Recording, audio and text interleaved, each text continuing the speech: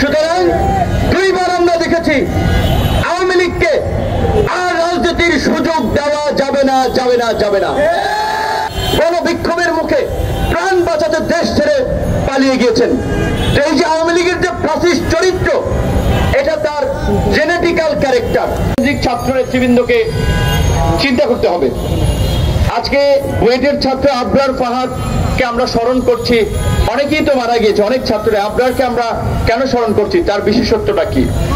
2019 সালে যখন বুয়েটে স্ট্যাম্প দিয়ে ছাত্রলীগের নেতা কর্মীরা আবরারকে পিটিয়ে পিটিয়ে হত্যা করেছিল, এটা বলতে হবে বুয়েটের আমাদের ভাইরা যদি অখুশি হন, আমার বিরুদ্ধে যদি কটু কথা বলেন, সমালোচনা করেন, তারপরে বলতে হবে বুয়েটের ছাত্র তখন সাহস পায় নাই আন্দোলন করার জন্য।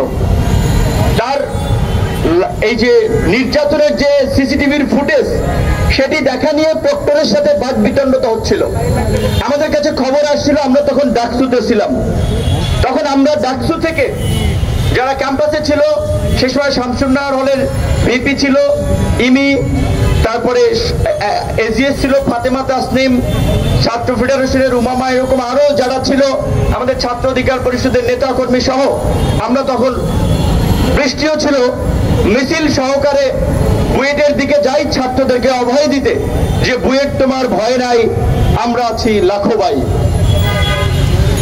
তখন আমরা বৃষ্টির মধ্যে মিছিল করে পরিষ্কারভাবে আলটিমেটাম দিয়েছিলাম যে আবরারের হত্যাকারীদেরকে গ্রেপ্তার করতে হবে।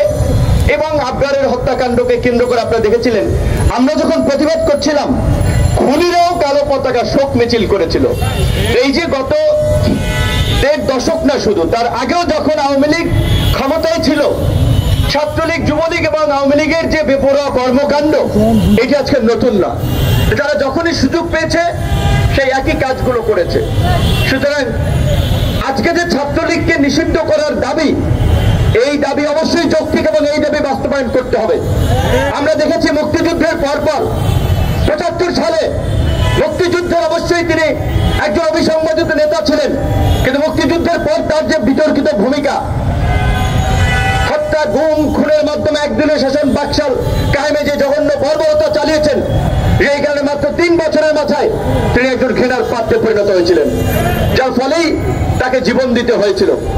ভাগ্যের কি নির্মম পরিহাস, তার কন্যা শেখ হাসিনাও গণবিক্ষোভের মুখে প্রাণ বাঁচাতে দেশ ছেড়ে পালিয়ে গিয়েছেন। এই যে আওয়ামী লীগের যে ফ্যাসিস্ট চরিত্র, এটা তার জেনেটিক্যাল ক্যারেক্টার।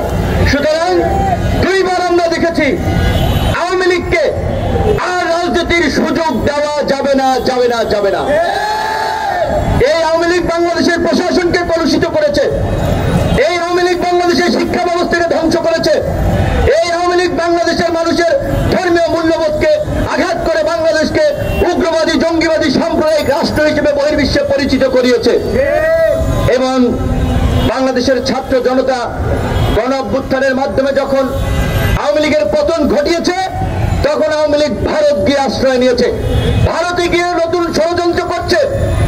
এসবির প্রধান মনির কিংবা স্বরাষ্ট্রমন্ত্রী আসাদুজ্জামান খান কামাল, শেখ হাসিনা, ওবায়দুল কাদের, সবার নিরাপদ আশ্রয়স্থল হয়েছে এখন ভারত।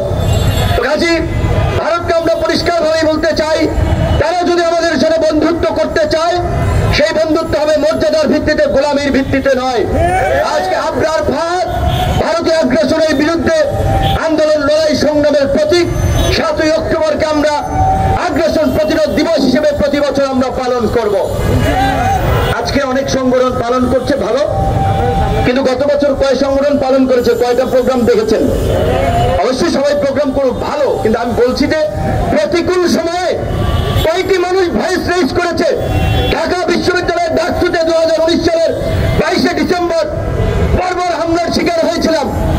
কয়জন ছাত্র তরুণকে প্রতিবাদ করতে দেখেছেন?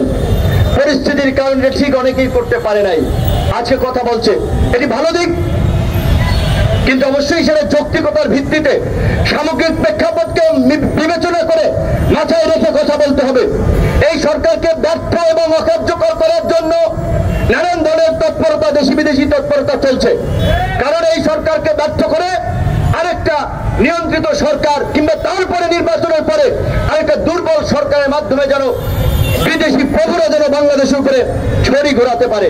তাই আজকে বিপ্লবী ছাত্র জনতার প্রতি আমাদের আহ্বান থাকবে, নিজেদের কাজটি করি, রাষ্ট্র সংস্কার, সংবিধান সংস্কার, আইনের সংস্কার, নিজেদের মানসিকতার যদি পরিবর্তন না করি, সমাজের পরিবর্তন না করি, রাষ্ট্র সংস্কার, সংবিধান সংস্কার করে কিচ্ছু হবে না।